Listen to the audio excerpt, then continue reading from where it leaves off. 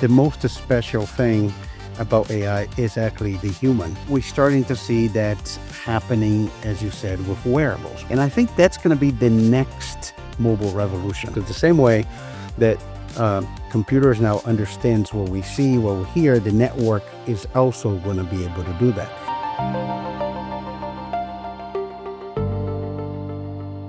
Hi, everyone. My name is Yasmin Khwedler, and welcome back to The End of Limits, the AI podcast by Humane. My guest today is Cristiano Amon, the CEO of Qualcomm. Thank you so much for being here today, Cristiano. Oh, super happy to be here. Thank you. So Qualcomm is one of the leading companies in the world in the mobile communications and computation space. You might not have heard of them, but if you use a phone, if you use a car, chances are you've probably used some of their products or at least their IP. And Cristiano's here today to talk about how they are powering the next generation of technology. And maybe, that's a good place to begin because you're in the Humane offices today. Tell us why you're here. Yes, today is a very special day. I think we're making some very interesting announcement. But look, we're here because we love this partnership of Humane. I think Humane uh, has understood, I think, where the future of AI is going, understood early on the importance of having AI both on the data center, on the edge, and is willing to do new things. And I think we're very excited about what we're doing, starting with this future changing personal computing, how we're doing with computer vision. And I think the announcement today is what we're going to do with AI acceleration. It's super exciting. And maybe for our audience, we can expand a little bit on what we mean by when we're talking about AI on the edge versus the cloud and hybrid. Yes. So it's interesting. We see a lot of discussions in about it's AI, there's AI on the data center, and then you should do AI on the edge. But I like to kind of zoom out a little bit. The future of computing, since the beginning of personal computing, has been both the edge and the data center. Just the beginning. Actually, if you just look at today, our smartphone, our inseparable device, is the most cloud connected device in the world. Actually, if you put it in airplane mode and try to use your phone, it's going to be very frustrated. But at the same time that it's cloud connected, it has a lot of computing capabilities and all the things you do on the device. And it's not going to be different on AI. I think AI is changing computing in general. It's changing computing architectures. It's changing the OS. It's changing the application. It's going to happen both on the data center as well as on the edge. And and I think hybrid is when you have those two things working together. You have AI running on the edge, running on the data center. Now, the easiest way for me to explain this, it's just thinking about what AI is doing in the interaction with all of us now with those large language models, those large visual models. The AI understands human language, understand what we say, what we write, what we see. And of course, if that's the user interface of the computer, that stays where we are. That's on the edge. I think that's one great example of understand how this is happening on the edge. But then there's more things, uh, privacy, things that you wanted to have a very fast response, low latency, and then even how you offload computing, having the edge doing some of the computation and then send it to the cloud for more complex computations.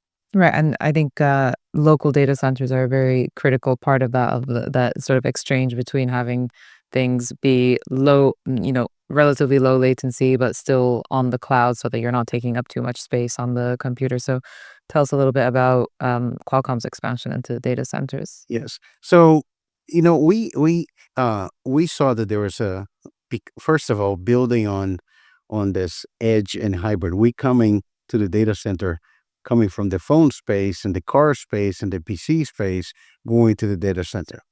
The reason we decided to go in the data center, and it was a kind of natural expansion for us, is because um, we believe that we're now going to the next phase of AI. In the next phase of AI, we're going to move from creation of AI, and that's all the data center that and capacity is being built out for training. We're going to go from creation of AI to actually putting AI into production, and I think there's a lot of projections. So inferencing is going to overtake training in terms of data center capacity. Once that happens, and companies are going to compete, for the AI computing business. You have companies, they're very innovative, new entrants in the space, like Humane. We believe that new architectures, they're going to be much more efficient in power consumption and total cost of ownership will make a difference. And because of our mobile DNA, the mobile device is a very difficult device from an engineering perspective because you have to pack a lot of computing power, but your battery has to last all day. It has to fit in your pocket, and it cannot be hot.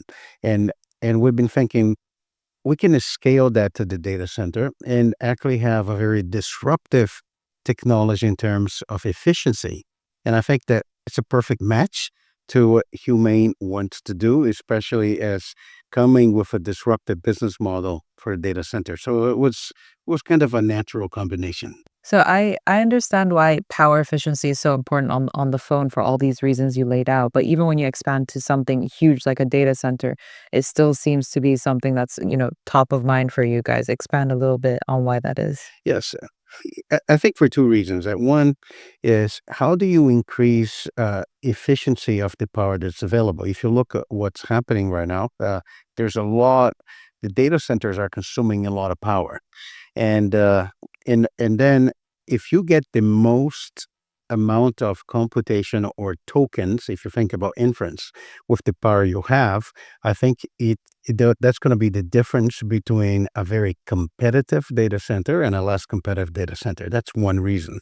I think the other reason is it's not only the energy consumption itself, but the overall cost of providing that capability.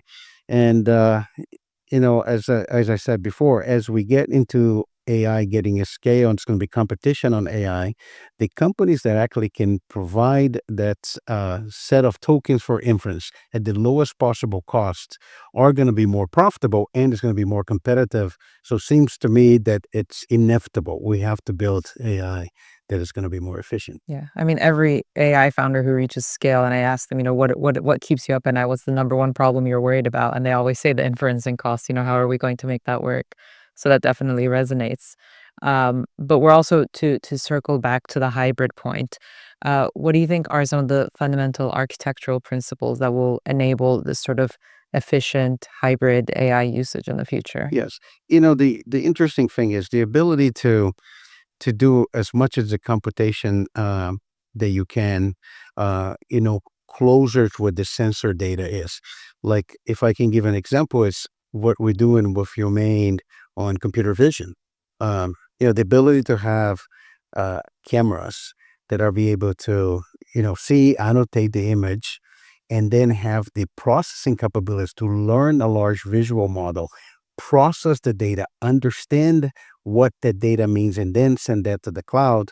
I think not only it has an incredible efficiency. Think about it: if you deploy cameras all over the Kingdom of Saudi Arabia, and all of the data stream, in high definition, is being sent to the cloud at the same time. From a storage, from a network uh, consumption point of view, it will be incredibly inefficient.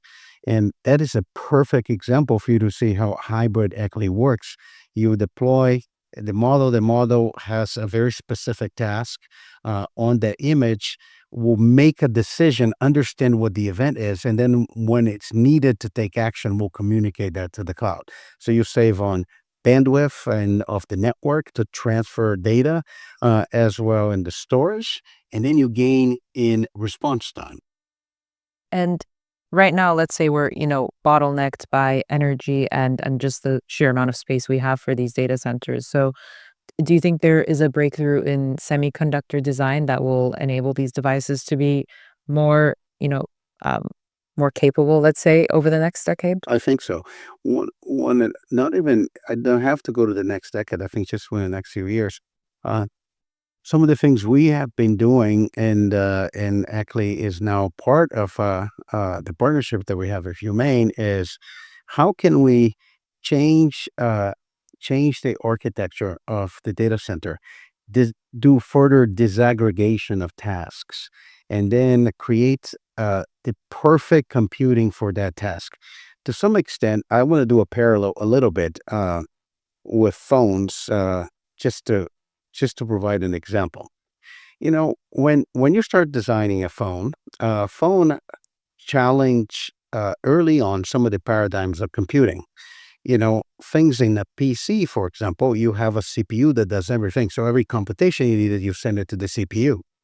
But the CPU is not efficient for certain things. So what you started to do in a phone, out of necessity, you started to disaggregate the computation. If you want to process video, you have a video engine. You're going to process image, you have an image signal processor. If you're going to process signals, you have a signals processor. And you started to break down in what we call heterogeneous computing, because there's a way that you can get this to done in the most efficient way.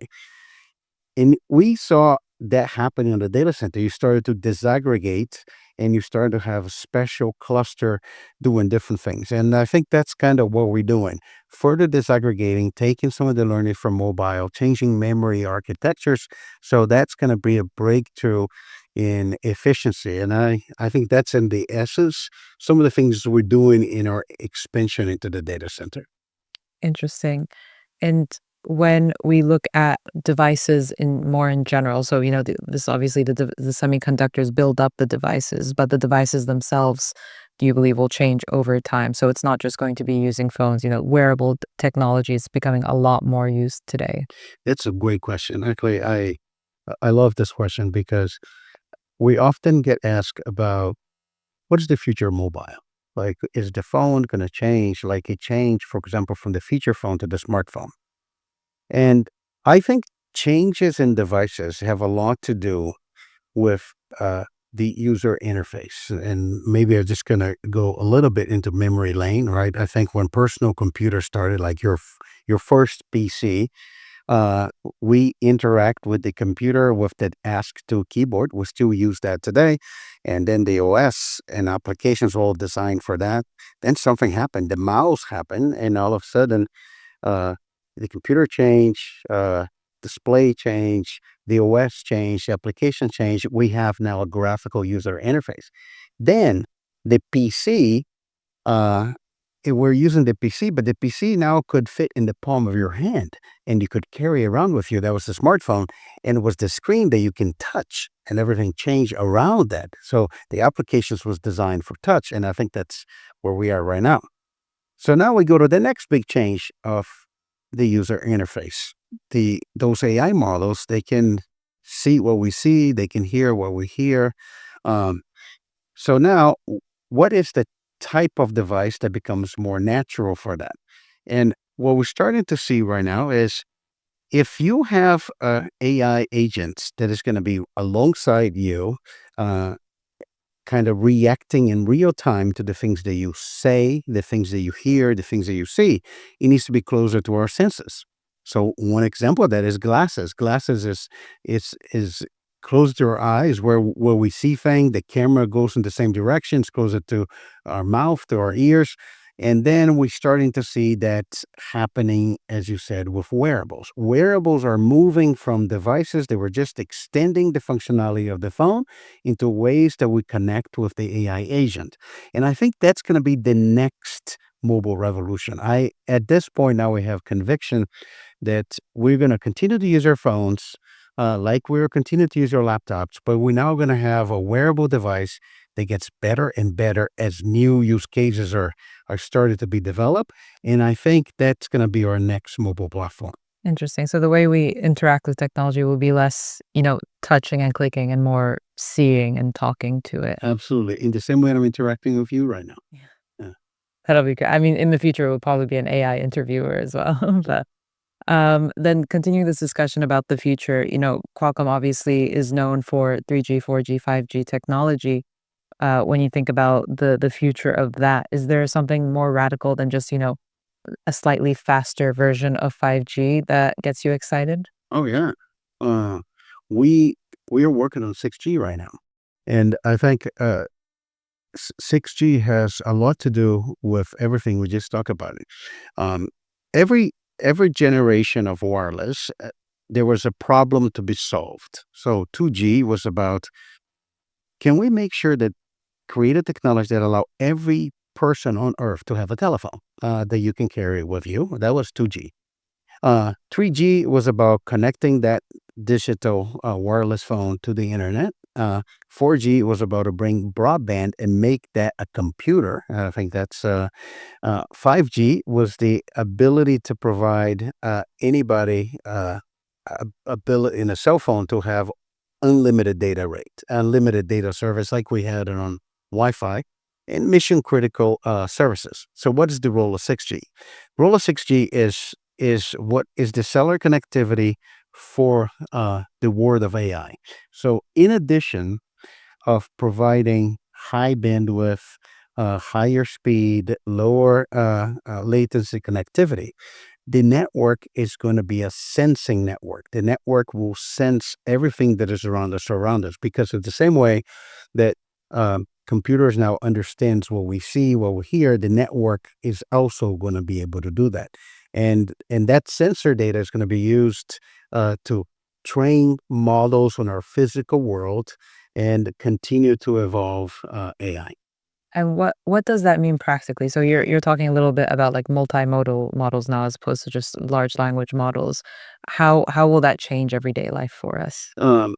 So let me give you an example of what will be a 6G product. We're just talking about, for example, smart glasses. A 6G product, a 6G smart glasses, it will be a glass that is first connected through cellular. You're going to be connected to cellular. And and the context around you is going to be understood. The network will have all the context around you, and it's going to be understood by the agent as they interact with you. You know, on your everyday things, and I think that's going to be the big difference. It's not going to be just about connectivity, but everything that is happening around you, your surroundings, the people around you, and etc. Not only what the camera will see, but the network will see everything. And so beyond the technical roadmaps, what is the human experience Qualcomm is trying to unlock with AI? It, it's an interesting question. I think the first one is we from a Qualcomm perspective, and especially because we're a company that is in so many different industries where the humans are, right? You can say sometimes the data center is going where the energy and the infrastructure is, and but most of what we do with PCs, with phones, with cars is where the human is. And I think one role of AI is, can we augment human potential? For example, the smartphone, one of the things we're very proud of that at Qualcomm is it democratized the internet. If you look at many countries, if you look at countries like Brazil, like India, the internet actually developed as a mobile internet. It was ability to actually bridge the digital divide and get people access to both computing and the internet. And I think there's a potential for AI and those personal AI devices and those agentic experiences to do the same thing with information and knowledge. His ability to actually democratize knowledge, democratize ability to do new things, and it will probably augment human potential. But it's not only that. That's on the consumer side. On the enterprise side, I I believe that companies can fundamentally change as they digitally transform with AI, especially on the edge, because companies have gone through the past few decades moving a lot of the data to the cloud, but now all of their assets, can be intelligent, can be connected, and I think that will be probably the next wave of digital transformation of enterprises. Right, so everything is connected, everyone is connected, and you don't have this issue that you have right now with AI where you have to give it a ton of context before you can tell it to do something, which sort of takes Yes. away the time of it. And that's a great way, better than I describe it myself. I think what's going to be the difference between a 5G and a 6G device. Hmm, okay. You're going to have the context without you having to provide it. So when we think about, how AI is shifting sort of the trajectory of not just technology, but potentially humanity, what role do you hope Qualcomm will have in that? What legacy do you want the company to have? Look, that's a very deep question, but I think probably the same legacy that we had with everything we've done in wireless. I think I've been had the privilege of being in Qualcomm for 30 years. I joined Qualcomm, back in 1995 before the first CDMA, and I think we can say that we had the small part in actually changing this society by enabling everyone to be connected, and what we have done with the wireless technology. We hope to be able to do the same with AI, and as I said, continue to empower people. And of course, since 95, you guys have become a much more global company as well. So how has that how do you prioritize and work through, keeping aligned on strategy as well as entering all of these new markets and partnerships with, countries like Saudi Arabia, but also so many others in Asia? That's the most difficult question I think so far because the company is really going through a process of transformation. We went from mobile centric company into being automotive, into being into personal computing and industrial and personal AI and robotics into the data center. And we're doing all at the same time. I think we are a bit in a hurry. I think we see an incredible opportunity to expand our technology and be relevant in so many industries. And it's hard to prioritize because we're equally excited about all those opportunities. So we're just going to keep going. I think that makes sense. I think, a lot of people now for AI, the app layer, they talk about how do you build a moat for yourself when, software and anyone can build software now. And Qualcomm has so much of an advantage with all of its history and all of the research and IPs that have gone into the work they've done so far that any corner you pivot into naturally, you guys already have sort of a head start and it makes sense to go diversify as much as possible. No, I agree. I feel when we compare ourselves with some our semiconductor peers, I think what makes Qualcomm unique is we, at the same time, we're doing chips that are less than 5 watts, in some cases like 1 watt, the chip that go into a glass or an earbud or a smart earbud, all the way to a 500 watts chip to go into the data center. So I think uh, it's a very wide range. And the other thing is we have probably the ability to be present in so many industries, and we understand the pain points of all those different industries. And then so I think it's very tempting to continue to do all those things at the same time. How do you think about leading a company through such a transformation? So you've been CEO for 5 years now? Yes, since 2021. How has this transformation been?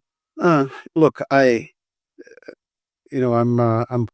very partial. I think, but I think uh, we're on a journey. I think we just took initial steps on a journey. The journey is far from being completed of transforming Qualcomm into a company that was recognized for what we have done in wireless, but also recognized about what we can do in computing and AI, uh, and uh, and as I said, be relevant to many industries that we believe our technology can help transform.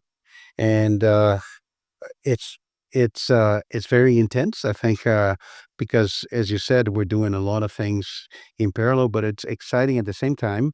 And we're kind of happy that from a technology standpoint, even industries that were very new and we're still building scale, we actually were able to build a leading technology position. But it seems like we're on the right path, and we just need to keep going. Why do you think that is? So what is your formula for success at I Qualcomm? think the formula is one one thing that is unique to Qualcomm. We're very technology and engineering centric company. It, like Right, you're an engineer by training. yes, I am. Yeah. Uh, for example, just look in the United States. We're not done with 25 yet, but in 2024, of all the American companies, all of them, on all sizes, and sizes even bigger than Qualcomm, we've been the number one company in patent applications. I think this passion for innovation is of our technology and engineering truth is probably what has helped Qualcomm develop new core competences, new capabilities, and enter new industry successful. And I think if you ask me the question, what's the most important thing for you as you lead this company is make sure we never lose this culture, that we continue to build on this culture that made us successful so far. And how do you think about the interaction of hardware and software? So what is that ideal collaboration like for you? That's a great question. Even though we're a chip company, we produce a lot of hardware. More than half of our engineering is software today. I think there has it's it's the ability to actually develop things as a system is incredibly important. That's sometimes we even say to ourselves that we're not a chip company, we're system company. And I think that ability to actually evolve on those hardware and software at the same time, it's incredibly important. And and as we enter into new industries, software has been a very important area of actually developing some new capabilities. If I give an example, uh, as a hardware company in automotive, we just launched last month in the IAA in Munich our assisted driving and autonomy stack. Is just a software product from Qualcomm that runs on our hardware for assisted driving, and was launched in a BMW iX3. And like internally in the company, I said, "Look, we should be very proud. We have, a software-only product that we have built on top of the capability, and show that we can do a lot of innovation in software alongside innovation in hardware." I think that's really exciting, and I think AI actually also really helps enable this collaboration between hardware and software because the iteration on hardware, so much of it can now be done through models instead of, having to work and try things out on yourself. So the iteration time is so much faster. And it I don't know, I just think there's a lot of exciting innovation in the hardware side coming that way. Oh, absolutely. And look, it's been now a number of years that a lot of our chips, our hardware, is actually we've been using AI in designing those chips. And not only in the design of our chips, but also in how the chips operate. For example, you would not think, but our 5G modem that connects smartphones and other connected devices to the radio waves, it has an AI engine on it, and because of the AI engine, we actually im improve the coverage area of devices, because they, even though sometimes you get a very weak signal, the AI helps with inference, kind of recover and predict what the signal really is. And even in a weak signal, you actually have a very good reception. You can retrieve the information. That's a really good actually question that I kind of asked without meaning to ask of like, you are a company that makes hardware for AI devices, but then how do you yourselves use AI to help you make those? So it's sort of like a circular reference, but I think it's great to see that it's being beneficial on both ends. Absolutely. I like to tell the story. Most people will not know this that I'm gonna say. I think and it kind of is probably gonna show my age, but uh, in the early days of Qualcomm, we needed. It was the early days of the internet, the early days of email, and we needed to come up with a technology that will help us uh, deal with internal communication. So we end up actually developing, and it was part of the company and we offers a product, Eldora, which was at some point the most popular email client in the world in the early days of the internet. And it was something that we developed because we have an internal necessity. Like today, we have developed a number of AI tools ourselves. We call it the Q Genie, that actually helps in our engineers develop our products with AI. And we have seen gains into the other in some groups and 10-20% efficiency enabled by AI. And this is a great example of us eating our own dog food. Yeah. No, that's great. I mean, especially because there's so much debate today around, okay, where are the results from people implementing AI that already have them in-house Yes. and proves the story. Um, and to wrap up, I think I'd love to ask some quick rapid fire questions. Yes. One of them being, in this age of AI, what do you think makes humans unique? What remains special to us? Look, I personally have this view. Uh, the most special thing about AI is actually the human. It's the human that helped create it, the human that provide the data for training. So uh, the human is and will continue to be at the center, and we actually think about AI, not something that it's going to do something better than humans, but it actually helps human do what they do best in a better way. And I think I am one of those people that believe uh, it's going to be pretty difficult to replace humans, and actually humans are the ones that are going to make AI useful and make AI shine. Amazing. And what conversely is a problem that you're still thinking about how to crack? What keeps you up at night? Um, oh, there are many things, but I think one problem that is how we continue to increase computational uh, and in a way that we can uh, do it in a way that is very efficient, because I think it's very clear to us that the need for computing is it's going to continue to grow everywhere. I think if you look in semis, we're building chips now 2 nanometer, and then we're going to go beyond 2 nanometer. And how do we pack more performance into silicon and make sure that the silicon can use the minimum amount of power? Because I think AI is creating a shift into the order of magnitude that computing is required. Like, we're thinking right now how we can run multiple tens of billion parameter model into a tiny phone, and and then we're gonna try to do that into a very small frame of a glass, and we have to solve those problems. And we kind of feel if we don't solve those problems, no other company will. So it's our problem to solve. That would also keep me up at night for sure.